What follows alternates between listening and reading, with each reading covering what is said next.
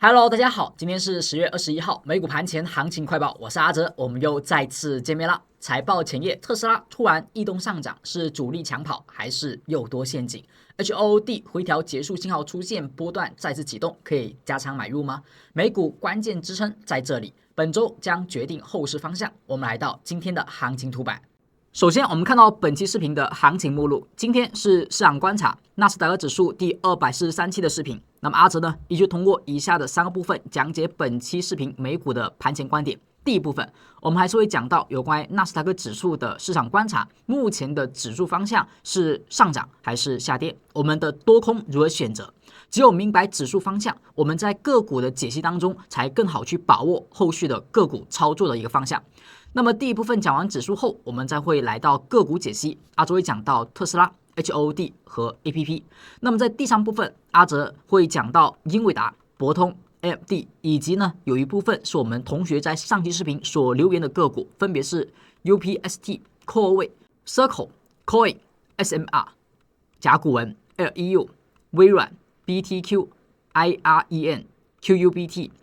苹果、谷歌等以上的个股标的。那么阿哲呢，主要会通过技术面来去进行解析，希望对您能够有所帮助。如果您是一位新同学，首次呢观看阿哲的视频，那么阿哲有一个温馨提醒，那你会发现阿哲视频当中所涉及的标的分析会比较多，所以视频时长一般会偏长。如果您不太适应观看一个长视频，或者说不是每一只标的您都感兴趣，那么可以点击下方视频有一个时间段，那么可以看到本期视频所有内容的时间轴，而点击对应的段落，您就可以快速的查找到您最想要优先观看的那一部分内容。希望这一个设置能够对您有所帮助。那么现在我们来到第一部分，阿哲的第一小节会先讲到30分钟日内107天均线的使用。曾经我们在上周的视频当中有讲过，目前的市场是一个晕线组合，一根大阴线之后，市场产生了一个震荡，震荡区间在大阴之内。所以它是一个晕线身怀六甲的这种 K 线走势，而后续的方向往往会在突破大阴线的高点，亦或者是跌破大阴线的低点，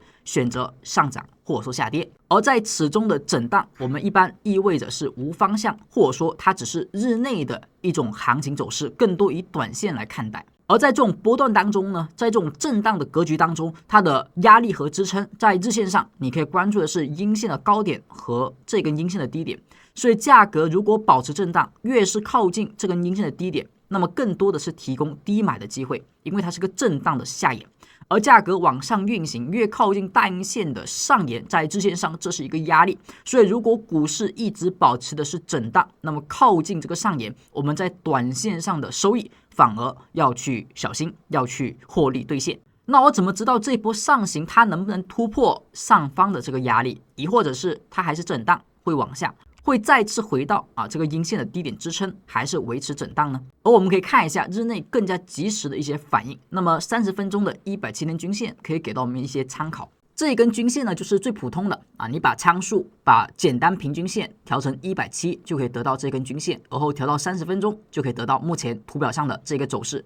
从曾经的25年4月份的低位出现了大幅的反弹以来，市场呢其实一直都是在170天线在往上运行的节奏，偶尔出现了跌破170天线，但是它其实都是无效跌破，后续呢都能够快速的站回。所以170天线和股价之间的关系呢是很密切的。什么时候市场会出现反转一般来讲就是向下的170被有效突破的时候，比如说前期的25年4月份这里。当170天线是向下的时候，一般是有压力，市场反弹容易受阻回落，而只有往上去有效突破170天线，然后170呢由向下转为向上，并且持续，那么这种位置就是一个由下跌转为向上，而当下170还是往上运行为主，所以目前市场呢整体方向还是看涨。30分钟它开始出现一个不太好的动作，就是开始有大部分时间大部分 K 线到了170之下。而后不太容易回到170之上，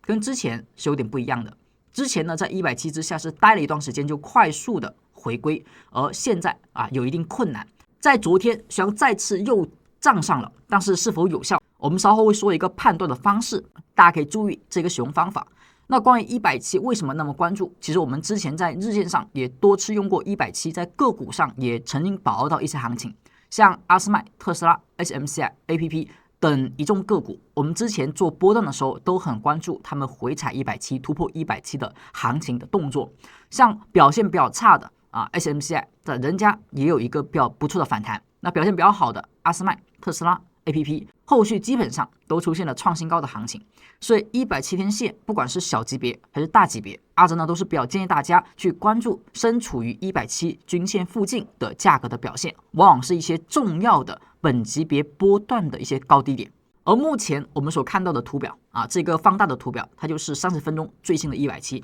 那170的有效突破和跌破，它的转换一般阿哲会看2根 K 线。像股价如果向上突破170，它突破1根 K 线，突破2根 K 线，只要前期已经是有效跌破170了，那么这里呢，它的2号 K 线一般会有一个压力。像这里突破了1根 K 线、2根 K 线，2根里面偏高的价格一般会有一个压力，所以之前这里呢都是无效的突破。像跌破的时候，这是跌破的第1根，跌破的第2根，然后第2根 K 线还被有效跌破，所以股价的170呢就容易有一个支撑转为压力后续呢就容易出现无法去突破。而现在我们看到突破了第1根，突破了第2根，好，第2根 K 线它就是关键的 K 线，价格走势目前依旧能够往上突破，所以本次的170是有很大机会是有效的站上了。而这个站上则意味这个170天均线呢重新转为了一个支撑的效果。所以当下是否能够行情继续的往上去新高，或者说市场会不会还在震荡当中，170呢可以作为一个相对中规中矩的一个判定。价格走势170如果有支撑，那么后续更容易能够去突破日线级别大阴线的高点。反之，如果这里再次往下跌破170，那么依旧还是保持震荡行情，甚至后续会跌破大阴线低点。当然这里呢我们不是单纯看170天线，因为如果等跌破170天线我们再去数1根2根，那个时候会偏晚一点。所以我们可以把第2根 K 线作为首先的一个初步的研判，价格在这个2号 K 线之上运行，它更容易说明行情是强势的，这里不是一个震荡，而是要往上重新回归上涨的波段。所以2号 K 线它的低点、它的高点这个区间构成一个目前的支撑区域，如果跌破这个区间，那么把它转为压力，那么市场大概率会重新跌破170天均线。同样的，你可以看到前期这里2号 K 线的这个区间，你会发现2号 K 线这个地方曾经被跌破之后，后续其实它是快速的反弹，反弹上来再往下跌，你会发现这个区间呢没有出现压力，反而变成支撑而后再次的往上去突破170。所以这个2号 K 线呢可以去关注一下。那我们现在看一下它的具体数值。那么这一个2号 K 线其实就是昨天开盘之后阿哲这边是香港时间，所以是10点半的这根 K 线，它的最高价格是22,971.41，最低价格是22,902.22。那么这个低点如果被再次跌破，那么就说明这个有效突破的概率是变低的。那么这根 K 线没有产生支撑，那么要么是还在震荡，要么是空方由弱转强，这是我们在日内30分钟要本周去关注的一点。那么以上就是对170天均线我们在30分钟的应用。这一个用方式呢，其实在日线级别也同样可以这么去看，大家也可以看一下您手中的个股在日线上它距离170天线是近还是远。接下来我们将来到第2小节，第2小节呢阿周也讲到日内的撑压，也就是说今天纳指在日内有一些关键的短线的支撑和压力位，它跟170天线的支撑压力呢有所不同。那么这一点呢更多的是短线趋势上的，在后续的个股解析当中，阿哲呢也会把他们今天所对应的日内撑压告诉各位，这是阿哲呢每天盘前都会去看、都会去关注的一个信息。那目前我们所看到的这个图表它的左侧是阿哲每天盘前所给订阅粉丝同学去写到的一个盘前广播。您如果是订阅粉丝观众，应该能够每天看到这条信息。这个呢就是阿哲在10月20号所发布的盘前广播了。特别如果您是今天刚刚订阅阿哲的新同学，那么您去找到助教老师之后，您是可以领取我们为时1个月免费的一个体验权限。基本上1个月内我们美股开盘你就可以看到阿哲所盘前写到的一些观点、一些跟踪的一些个股的信息。那么像昨天阿哲有讲到的，就是本周周收线很有可能是要出现一个方向的。至于是为什么，我们在周一的公开直播当中有去讲到，那这里呢就不重新的去提及了。而周一呢，它是属于时间变盘上的一个新月变盘，所以看涨的概率就会偏大一点。周一如果上涨，那本周那么出现方向性选择向上的可能性呢会更大。当然，更多的我们去日内去跟踪一下，而30分钟也可以去关注日内的一个170的一个压力能否突破有效啊。目前呢是涨定啊，突破是有效的，这是昨天盘前的一个观点。而在个股上呢，有去提到个股的短线和波段的一些交易点和减仓点这些呢都是每天盘前会去进行更新和去跟踪的。那么希望这个呢对于订阅粉丝同学能够有些许的帮助。那么希望这一点对您能够有所帮助，也再次感谢我们第一次相见，您能够订阅阿哲频道。那么第3部分就是我们的点位的测算了。一般阿哲会给到纳指、特斯拉和英伟达这3只个股标的它的一个关键日内撑压点位。这个点位怎么去用呢？其实很简单，它是告诉我们在日线图表上一些多空的转换。比如说，如果股价今天的收盘价，它呢比阿哲盘前给到的这个高点是收高了，是突破了压力的，说明多头是强势的。阿哲呢一般会在这根 K 线底下标记一个绿灯，说明短线、日线多方依旧占优，做多依旧呢继续。反之，如果收盘价跌破了低点支撑，那么空方可能转强，跌破支撑了嘛？那么这一天就容易转为红灯 K 线。那么跌破支撑，空方走强，日线做多就要小心，甚至之前做多的筹码要去获利兑现。所以这是一个比较简单的一个点位的用法。如果市场一直处于能够突破预测的高点，而不跌破预测低点，那么就是说明它处于短线强势的、每天强势的这种做多的氛围、做多环境，就不用担心。等到出现红灯 K 线，开始空方冒头可能会转空，这个时候开始小心，重新回归绿灯，重新看涨那么红灯出现可以做减仓，绿灯出现可以重新回归我们看涨加仓的过程。那么当红绿灯交错，一般就说明是震荡行情了。那么从这一个红绿灯交错到目前为止，市场呢一直走的是一个震荡行情，从之前的单边上涨转为了震荡，最近的行情操作上也相对比较困难。而当下是慢慢的又回归到了多头走势，因为市场从这一个红灯后它不再出现红绿灯的快速的交错，而是产生有一个持续性的绿灯和无灯行情，没有再出现红灯现象。所以目前虽然还在大阴线当中依旧是震荡的格局，但是在小级别日内短线上，它的多头是在走强的。在下一个红灯出现之前，我们目前保持短线依旧是做多为主。那么我们看到关键的一个点位，今天是22,915.78，这个点位如果被跌破，就会由绿灯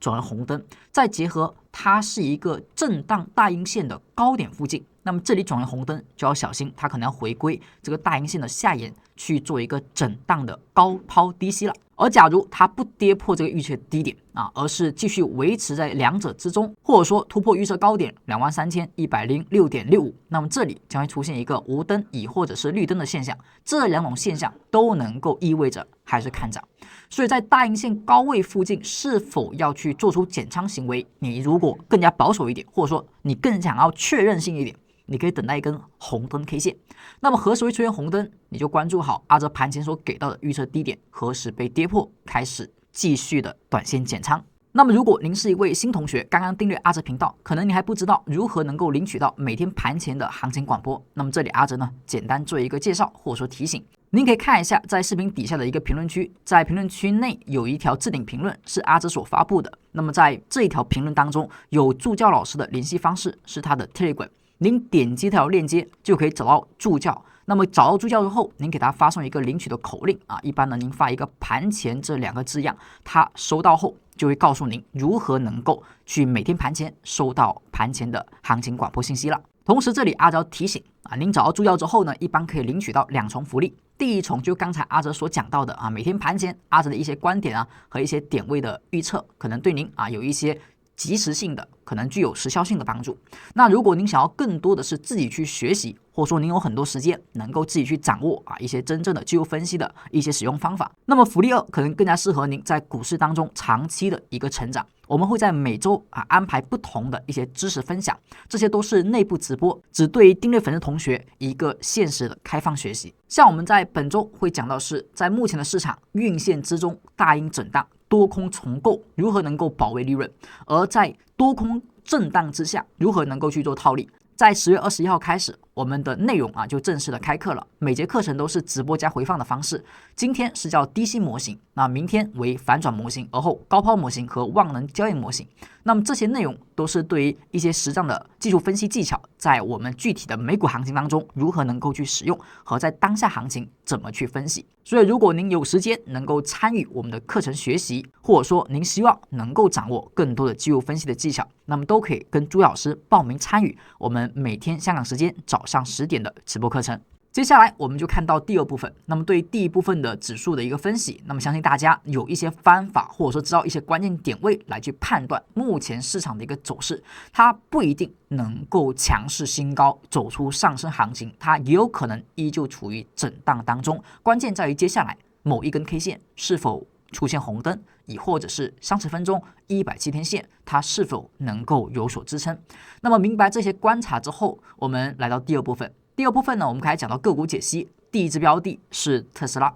特斯拉整体的运动在近期是一直保持震荡，它呢基本上是震荡的上行，震荡的下行，大结构上保持一个箱体。我们之前给过2个点位，就是左边这2个反弹的一个高点，分别是439.6和420附近的价位。那么这个价位之中呢，最近市场在这里不断的震荡，无法去跌破，也无法去突破。那么现在在昨天我们出现了一根阳线，出现收阳涨上。我们在上期视频有讲到，特斯拉在本周有可能会出现一个短线的上行，或者说甚至是摆脱这种震荡行情。因为周五这根阳线为一个比较强势的这种仿包的阳线，它甚至可以作为短线的一个买点。在周一呢出现了如期的一个上行，但整体力度其实不算强。它这一根 K 线跳空站上了439.60，那是否能够算是有效的站上，有效的突破？我们要关注后面是否能够站稳。像前期呢，它也有曾经出现过突破后加速的状况，但是很快又被打下来。所以这一根小小的阳线能不能算有效站上，现在还为时尚早，并且又是在财报之前，那没1-2个交易日财报就发布了，它对于短线技术面的影响是比较大的。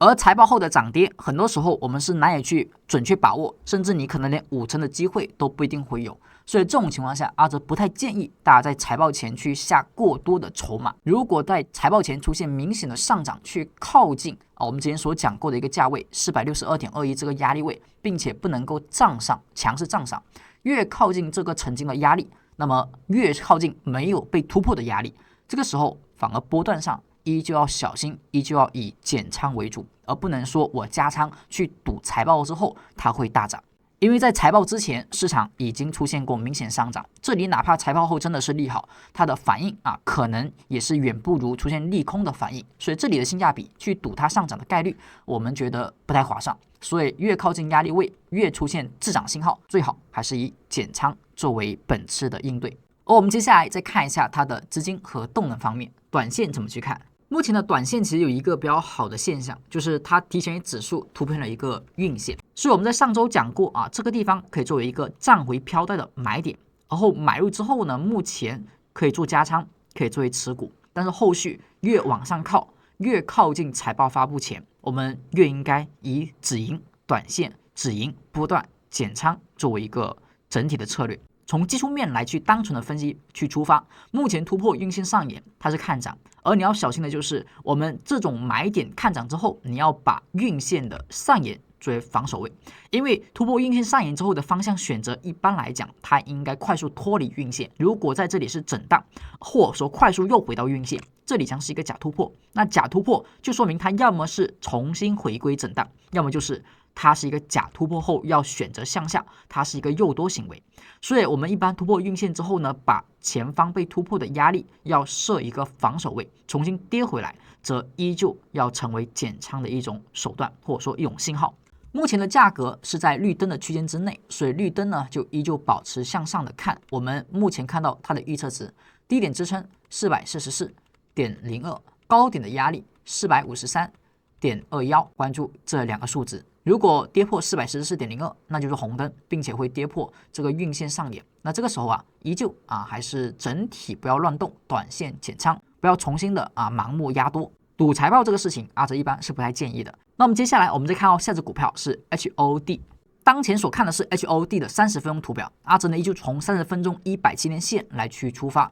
那么这一次的日线的调整，它呢在30分钟表现是比较强势的一种下跌，而这一波下跌目前是否有被反弹改变趋势，阿直认为是并没有的。所以这一波下跌回落触及到日线的支撑，我们等等会说一下它的日线表现啊，出现了反弹，是我们上周有讲过这一点，但是跟前面这一波回调是不一样的。之前这里它是回调触及170天线是支撑，而后启动上行。这一次呢，170天线早就被跌破，并且出现了有效跌破后的反抽回落，它是一个压力。当下的170在30分钟已经开始转为向下，所以 HOD 它在反弹过程当中越靠近170。说明越靠近压力，越容易有风险产生。而当下的这一波反弹，对比前面的这一波下跌来讲，它还只是反弹，无法构成趋势的反转。所以我们再看到日线级别怎么去分析呢？在上期的一个视频当中，我们讲过 HOD 目前是一个跌破砸盘蓝 K， 而后目前反包突破，并且有缺口，所以日线级别我们说这里构成买点可以吗？是可以的。我们上周讲过，这种位置一旦出现反包突破蓝 K， 它就是可以构成一个买点，是没有问题的。只是在30分钟，我们目前看到一些不太好的现象，就是这个170你要确认突破的有效。目前在长时间的一个黄色带，30分钟走空之后，目前走为蓝带，所以中期、短期是走好了，但是170的长期的一个压力是还没有突破的，这里一定要往上出现突破才行。而如果这一次170不能突破，反而往下去击穿这个低点，也就是说日线蓝 K 的低点，那么它就是形成了一个非常持续的下跌结构，那么这里就不要随便去买进 HOD 了。而现在还是可以买的。而我们看到30分钟它是一个蓝 K， 也就是说昨天的最后一根 K 线是蓝 K 回踩飘带，如果在今天又再次开盘30分钟反包蓝 K， 那么继续看涨去突破170，看170天线能不能突破2根 K 线有效，如果可以就继续看涨。而我们目前日线的买点就依旧以这个分形结构低点作为防守，如果收阴跌破就要离场就要跑。目前就是做一个什么呢？就是砸盘之后的修复，因为日线构成砸盘，所以在30分钟出现了下跌波段。那目前这一根阳线不能说波段就已经从下跌走为上涨，所以先看反弹，而后再逐渐的加仓，等它回归到飘带之上，我们再去做加仓。当下呢就做第一笔的买进，它的一个整体反弹还是 OK 的，有一个早晨之星，类似于早晨之星的形态，不太标准，但也算是反弹强势了，所以构成买点看涨点。整体飘带日线也是一个紫色带，所以当下呢也算是一种砸盘后的看涨。日线级别没问题，30分钟我们要跟踪它，不要去走弱，如果继续走弱创新低就不太好。我们看到预测值目前转为绿灯，再看到预测低点，低点支撑呢是 134.35， 高点压力是 141.648， 关注这两个数值。我们再看到下只股票是 APP 呢昨天出现了一个破位行情，我们之前讲的是它有一个运线，是吧？指数出现运线，很多个股也有运线，而指数目前是向上去试探运线的高点，而它呢是往下在试探运线低点，所以这一只股票虽然同处于震荡行情的运线当中，但它的方向性呢比指数是弱一些些的，所以这种行情之下呢，我们就不要随便抄底。之前我们说过了 ，APP 的回调依旧呢看作波段机会，但是不要随便的去抄底，最好等待一些更加明确的启动信号，或者说走强的信号。目前跌破 587.88。那么方向性我们就看这个低点运线低点是否有支撑能守得住，正常运线的低点会具有强支撑，所以这个地方出现的应该是震荡下跌的概率会比直接加速下跌破位的概率要更大一点。这里可能会出现下跌反弹下跌反弹，而后再看一下它的支撑有效向上，还是说支撑无效下破，但整体应该是以震荡为主。而我们下方的支撑呢就是507.87，也就是说这个缺口的位置如果跌破运线下沿，那么就看缺口回补。大概率我们说越靠近缺口的位置，一旦出现止跌买点，那么效果会更好。目前就是有在关键区间附近，但是一直没有产生我们的买点 K 线。接下来再看到短线的资金和动能走势上，昨天的一个下跌呢是出现了一个明显的放量行为，这种放倍量大跌而后明显的实体放大，正常来讲它是容易出现反弹的。就像前面这一根 K 线是吧，实体放了很大，而后量能也放大，这种情况下反弹的概率是比较大的。这里是一个震荡的可能性也会比较大。目前的临近支撑就是运线的下沿，而我们之前讲过的是跌破飘带2根 K 线也可以关注它不止170可以这么看，飘带跌破2根也可以，跌破1根跌破2根。那么2根 K 线的低点在这个地方啊，目前呢不算有效跌破啊，它的高点也没突破，所以依旧还能够有一个买点在等待，就是收一根阳线，最好是绿灯，能够收盘在这一根阴线的高点之上作为买点。这里虽然说出现了连续3根，它的收盘价好像涨上了，但它都是阴线，都是10日线，所以不能构成买点，要买在一根阳线上涨实体，而后收在这根阴线高点之上的价格会更好。目前偏空，因为它的波段由紫色转为了黄色，价格反弹到这个飘带附近出现顶分型是要小心的，价格的下跌也算是一个预期之内的事情。目前还是一个震荡吧，最好能够有某个启动信号突破这个飘带。看到预测值低点的支撑是538.121，高点的压力呢是580.818，关注这2个数字，最好能够在红灯之后立马转绿灯，而后收盘在它之上，构成一个买点，否则继续等待某个支撑上转绿灯，或者说产生强势买点。以上就是特斯拉 HOD 和 APP 的解析。那么接下来我们来到第3个阶段，第3部分呢，里面有很多我们同学留言的标的，那么其中呢也有一些阿哲平时日常所分析的个股，那么我们继续来进行讲解，但是速度可能会快一点，但阿哲呢也会依旧以日内的支撑和压力和整体的趋势波段来去进行跟踪去解析，那么希望对您依旧能够有所帮助。第一支标的，我们看到英伟达，目前所看的是英伟达的日线图表。英伟达呢，它其实在这一次的下跌当中，因为它是一个紫色带，所以它是一个上涨多方趋势。那么紫色带呢，就是有支撑，回调呢找买点。回调的时候出现了一个阴线连续的阴线，但是是有蓝 K 的。我们说蓝 K 它就代表回调时有可能就是回调低点但是它必须得要是回调。如果是砸盘一般可能会脱离蓝 K 的一个范围。所以蓝 K 出现的时候呢，我们就要关注一个信号，就是蓝 K 的消失，蓝 K 呢被突破。目前呢蓝 K 有消失，它呢还没突破，所以等待一个突破，而后去进行一个买进。在不突破之前，那么蓝 K 高点作为压力，价格反弹缩量，目前的 MACD 还是一个震荡行情，英伟达这里是有可能突破失败的，如果能突破，这作为买点。它呢有点偏弱为什么呢？因为之前这个位置的运线它已经出现了下破，下破止线方向向下，母线的低点也被破了，只是破完之后呢是震荡，没有有效跌破，但毕竟是破了，而指数没破，所以相对来讲它呢偏弱一点。当下呢对于蓝 K 高点有压力，没收盘突破，所以这个地方不一定会产生买点，可能反而会向下。我们看一下预测值，低点的支撑是180.45，高点的压力是183.92。所以呢我们虽然波段依旧是看涨，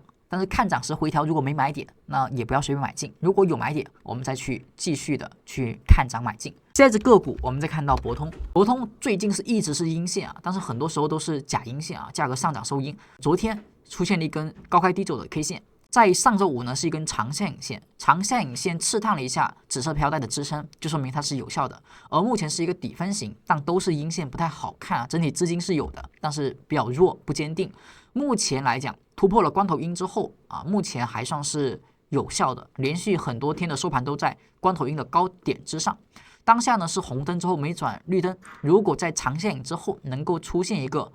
绿灯收阳，站上长下影 K 线的高点之上，我们可以作为回调后的买点，但目前还没有。我们的买点依旧只有前面这个地方作为第一笔的仓位，后续的加仓点呢还没出现。我们看到预测值低点支撑344.165，高点的压力是352.915，这个地方要作为飘带如果这里引线回踩飘带上行之后没有买点，而是继续下破就不太好。当下的一个飘带的撑压点位，它的最低最下沿是340.418，作为波段的防守，跌破之后这个地方作为一个强支撑最好不要跌破。下只股票我们再看到 AMD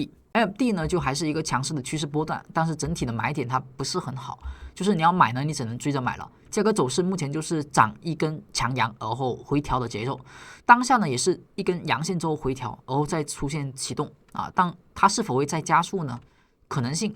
不是很大。价格走势离飘带越来越近了，213.674，目前的一个价格就是乖离呢已经差不多修复，前面虽然出现大涨，但大涨之后呢是震荡，整体的趋势的乖离在中短期来讲是已经被修复的差不多，所以可能要等到飘带再靠近一些，它这里再出现一个明显的放量阳线才能够说启动的一个情况。当下的量能结构还是 OK 的，一根强阳放量之后缩量的调整，不破阳低，是吧？强阳放量，而后回调不破阳低点，不破阳中轴，所以整体来讲，这个地方你说去买进也是 OK 的，当偏短线，并且仓位呢最好不要放太多，毕竟它已经是加速过一次了。后面的话，大概率你说看涨，它可能也是一个趋势的象形，而不是一个加速的象形。我们看一下今天的预测值，低点支撑是237.48，高点的压力是245.96啊，关注这两个数字。下一只股票我们再看到 UPST， 这个股票阿哲关注的不是很多，但是很多同学呢都留言说可以看一下这个股票的107天线呢，曾经是突破过，但是回踩只是反弹，而后飘带呢没能够去有效突破，走为下行。然后目前是对于170是出现了一个破位，它的结构好像不是很好看，就好像是有那么一个反转的节奏，整体来讲是破了一个节奏的一个颈线位，当下的走势是很不太好看的。从趋势来讲，中期是向下的，它的170呢也是有效跌破，也是向下的。当前的格局来说，它有机会延续反弹，因为它出现了一个长上影线，而后它是一个白 K。白 K 呢被仿包被突破，而且是强阳，能够过左阴的一半，所以这个地方的反弹力度比较强势，应该有机会去试探一下这个飘带它其中的一个压力强弱啊和抛压如何。但它整体的趋势还是向下的，目前短线可以看涨，但只是短线，它的波段、它的中期、长期整体都是下降趋势。我们看一下预测值，短线呢就小心它出现这个红灯，低点支撑48.74。高点压力是52.35，这个地方可以看超跌反弹，但是因为飘带离得比较近，所以空间呢就缩得比较小。目前来讲，反弹力度还可以啊，可以延续看涨，但是不要出现红灯。红灯一旦产生啊，出现分型，这里就容易再次的去探低点，因为下降行情它是容易低点创新低的，所以正常来讲，我们做多的朋友不要去找170之下，经常在水下的，以及呢在飘带之下的。这些呢，尽可能不要作为做多的首选标的啊，你没有必要去把握每一个超跌反弹。下一只股票呢，我们再看到 Core 位啊，Core 位呢，本来以为能够是走强势的行情，但是一直走震荡啊，震着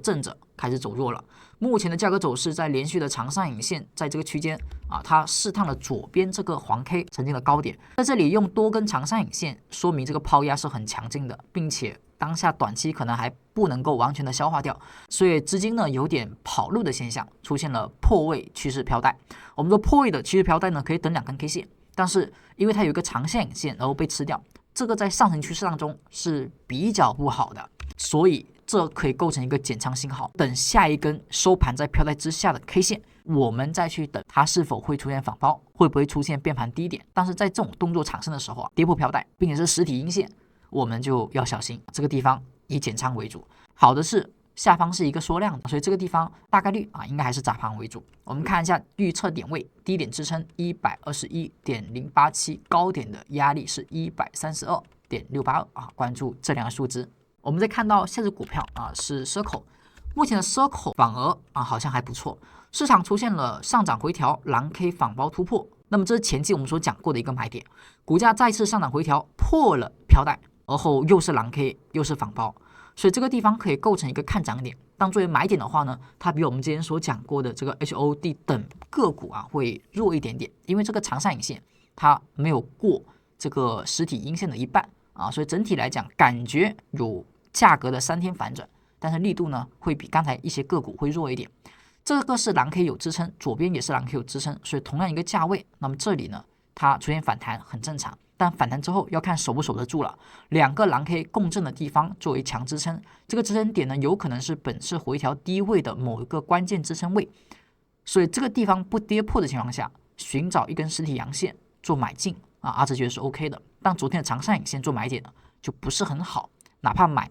也仓位不要太多啊，最好就是买一点点底仓，然后等反包再次的收实体阳线再买进，然后账上飘在之上啊，再做加仓。好，我们看一下预测值能不能持续绿灯呢？低点支撑129.53，高点压力137.009啊，关注这两个数值。飘带要账上，那么它得要突破137.673啊，这个呢是波段修复的动作。我们再看到下只股票是 Coin，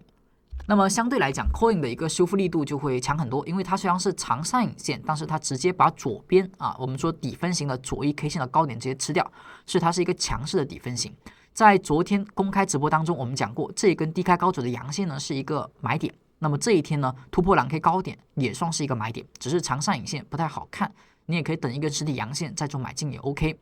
它也是跌破飘带之后的蓝 K， 前期这里也是跌破飘带后的蓝 K， 是吧？之前我们说过这里是吧构成买点，目前这里也构成买点，而后不太好的就是它没有红灯转绿灯的动作，目前还是处于一个什么动作啊？就是还是处于红灯的过程，没有绿灯啊，所以这里如果要做另外的买点，最好是绿灯实体阳作为买点会更好。它的飘带上沿在 353.038， 我们看到预测值低点支撑 341.265， 高点压力是 356.575 啊，关注这两个数值。而后我们再看到 SMR 呢，它是一个紫色飘带。紫色飘带呢，就说明它整体还是一个波段看涨，但飘带呢比较窄啊，说明整体的趋势呢还算是不算很强，但只是顺势上行。曾经也出现回调破位过，破位之后有蓝黑突破反包买进，而后每次回调飘带啊，只要出现绿灯，那么就可以作为一次买点。绿灯之后的红灯，只要是离飘带不远，没有跌破飘带啊，整体来讲啊风险就不大。走绿灯在飘带附近找买点啊，这是上升趋势的一个策略，就主要以买点为主，回调在支撑附近找绿灯为主。目前是强阳之后回调3天都是缩量，整体呢还算是流畅的回调。我们看一下飘带上沿的支撑 43.268， 那么是否会转为绿灯呢？低点支撑 42.318， 高点压力 45.303 啊，关注这两个数值。而后我们再看到甲骨文。甲骨文最近的下跌力度是比较强的啊，量能也放出来了，所以这个破位它还是比较危险的。我们看一下，它在前期大幅的跳空缺口之后呢，就见了高点，而后黄 K 跌破，出现下跌，下跌后反弹再下跌啊。如果这个地方再出现一个破位前方的长线影线啊，那么就特别的风险，它应该要去往缺口的完全回补去走了。当下还没有破左边这个长线影线。我们曾经说过，长线影线产生之后啊，它如果能够被向上突破，能够再涨，那么就说明这个区间内啊是一个支撑。那当下呢，它的长线影线应该也还是作为支撑。当时这根 K 线是个关头阴线，高点被突破，而且快速突破，当下回来这个关头阴的区间低点将是一个强支撑，所以这个低点呢是 270.5， 这个低点阿哲认为没有那么容易被跌破。再结合它的飘带是跌破了1根，跌破2根，所以我们的甲骨文目前是一个变盘点，这个变盘点的低点也作为支撑啊，所以这个区间内是一个强支撑共振的区撑，我们需要等一根仿包 K 线、买点 K 线、绿灯 K 线作为看涨点。当下结构来讲啊，阿哲认为还是看涨的概率大于看跌的概率，除非收一根阴线直接把长线影线这个低点给击穿，那个时候呢就风险比较大一点。那目前我们在看到预测值。低点的支撑是 269.28， 高点压力是 283.21 啊，关注这两个数值。而后我们再看下只股票是 LEU 啊，这个股它也是持续的一个紫色带。我们说紫色带产生的时候呢，就主要以做多为主啊，如果是黄色带呢，就以相对的偏空，不要去随便的做多，除非能够突破黄色带，回踩紫色带，而后稳定运行，稳定看涨。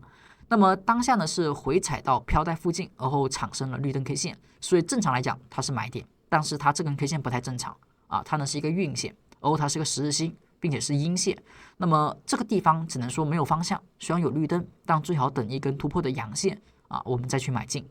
当前突破啊，收盘收在它的高点之上啊，突破运线的高点，而后我们再去买进会更好一点。那么看一下它的红绿灯低点支撑，我们看一下今天的预测值。低点支撑 386.235， 高点压力是 422.625， 关注这两个数值。我们再看到下只股票是微软啊，微软的整体走势啊，我们很久没有讲了，股价出现了下跌破位，当破位的时候，它是不是有2根破位 K 线？2根破位 K 线产生一个变盘点，那么价格走势低点没破啊，目前的高点也还没有有效突破，所以价格走势呢，只要不跌破这根阴线的低点支撑，我们说这个紫色带就还不是有效跌破，目前就还是属于砸盘的范围之内。价格走势如果收盘能够站上啊它的高点之上，我们说它这里是确认砸盘，那么可以作为再次的止带后趋势看涨啊，那么不断看涨就依旧还是看到新高。我们看到预测值，因为目前还是一个红灯啊，没有绿灯，最好能够出现一个绿灯站上这个高点之上，低点支撑515.11，高点压力是520.38，关注这两个数值。而后我们再看到 BTQ，BTQ 的话，它是一个比较新的个股，价格走势出现了一根高开低走，这是一个不好的现象。这是一个我们所说的乌云盖顶或者说它是一个看跌吞没算是一个更加恐慌性的一种 K 线。相对 OK 的或者相对还好的是它没放量如果这一天的量能放到这一天，那么看跌的效果会更好。当然目前是没有放量，但它毕竟 K 线上走出这种看跌的 K 线就不是很好，所以它这个运线呢上破失败过，而后走出反向的这种吞没状态，那么价格走势看跌的一个可能性，阿直认为可能会大于看涨。这根 K 线一旦出现之后什么情况下能够不看跌呢？就是有一根阳线把它高点吃掉，这种阴线之后反向来一个阳线，就说明昨天这里它是一个砸盘，而后反向阳线如果能够站到这个运线上方你可以说这里是构成了一个又多又空，最后再选择向上的一个动作，那个时候可以看涨。但在这之前我们就不要随便做并且它本身还在大的震荡当中，这一个位置可能会去探一下下方的影线区间的支撑。我们看到预测值低点支撑9.203，高点压力是11.693关注这两个数值。下一只个股 IREN 这个股票它也是一个紫色飘带上不断的一个运行，并且这个飘带走了很长一段时间，是吧？从前期的低位25年4月份跟指数同时见到低点后一路的强势上涨，并且一直都是我们的紫色飘带，170也是向上的。所以这种股票就是一个很轻松能够持股待涨持续走长牛的个股，那你拿着就行，是吧？低位建立的筹码一直等待它明确反转转为黄带，你再卖都行。目前就是一直只带曾经这里出现了跌破一根两根，而后呢是砸盘，是吧？没有去有效跌破，这就是一个另外的上车点。中途偶尔会变黄色，但是它只要不是有效跌破紫色带2根 K 线整体来讲就还是砸盘，我们就依旧看涨。所以当下来讲呢，它就还是回调，但是它没有一个在回调过程当中的绿灯，所以你说要做加仓，整体来讲目前还是一个红灯范围所以还是回调。当下是略微跌破了这个紫色带的上沿，那跌破上沿，你说我要不要动？正常来讲你可以不动，毕竟它跌破就跌破一点点。好，如果再收阴跌破的话，你可以减仓，只要它回归飘带之上，你再买回来，再加回来或者说绿灯之后你再买回来都是 OK 的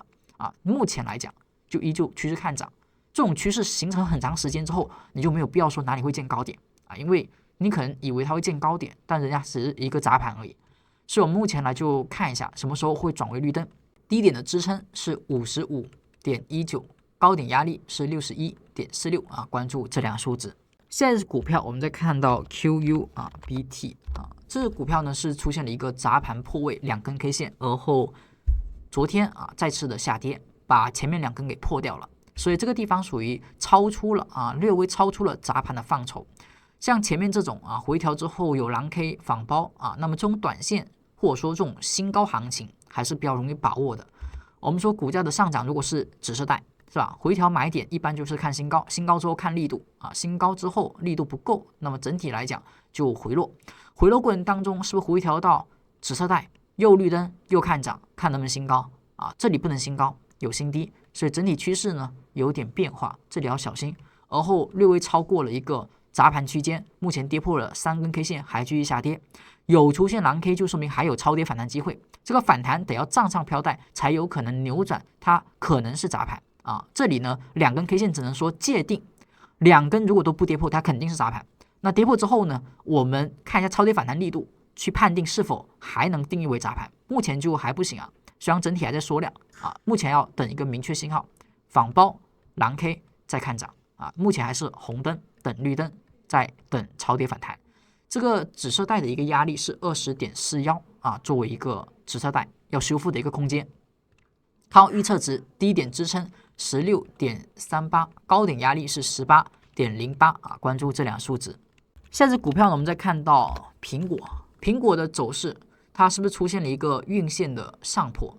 之前这里呢，它一直是红灯，然后在周一的时候，然后在上周周五的时候，然后在上周呢出现了一根 K 线，这根 K 线是一个绿灯，并且站上了飘带我们说这里呢可以作为看涨因为它把这个蓝 K 的指线也给突破了，而后苹果在本周出现了一个新高上行，并且有足够的放量，所以这种放量新高我们可以期待一下，把左高的平台作为一个整体的防守位。如果后续能够回调，那其实也可以再看一下缺口附近的加仓点，当下就依旧作为看涨。那么